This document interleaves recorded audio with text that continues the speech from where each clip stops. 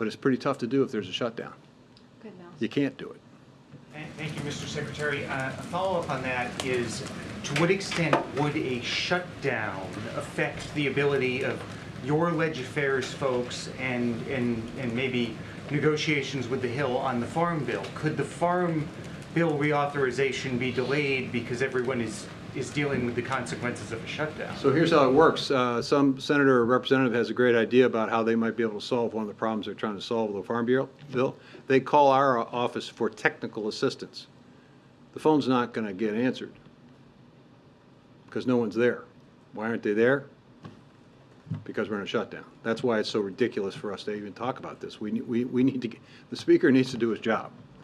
He fought for it. He negotiated for it. He needs to do the job and get the job done. Go ahead, Phil. Thank you. Switching gears to a slightly different topic, has the Department of Agriculture seen anything in the purchase of farmland by Chinese corporations or Chinese nationals that would suggest a threat to national security or food security, or are those concerns that we've increasingly been hearing about, are those overblown?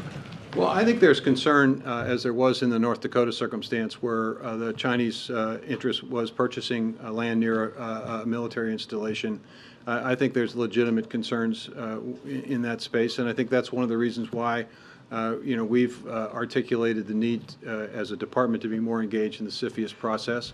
I would also say that I think there's work to be done to give us the tools to be able to do an even better job of ensuring that we know when these transactions take place.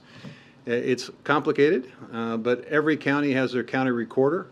And on any given day, somebody may walk into that recorder's office and file a deed, and there's no way of knowing precisely whether or not that is a Chinese purchaser.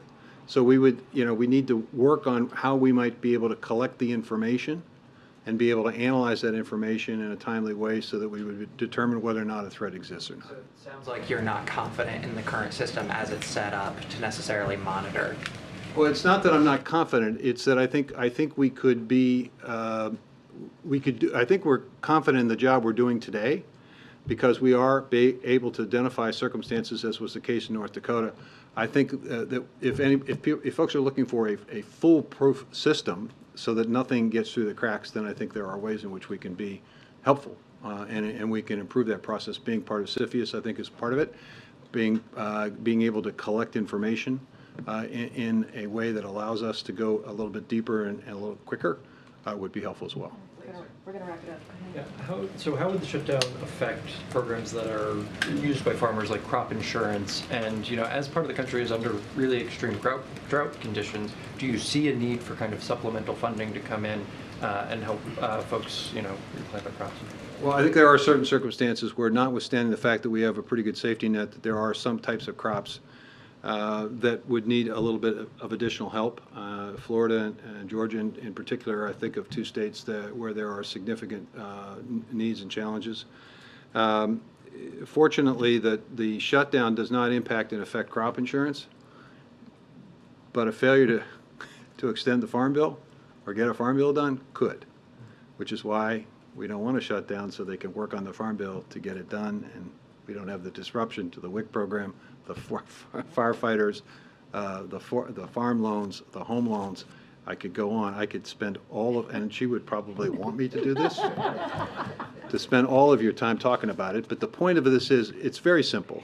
There are real impacts.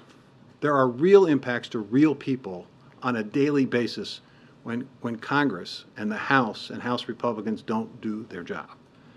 And Americans expect, and this is what drives people crazy outside of Washington, when a deal's not a deal, and when the work that you're supposed to do doesn't get done and doesn't get done on time.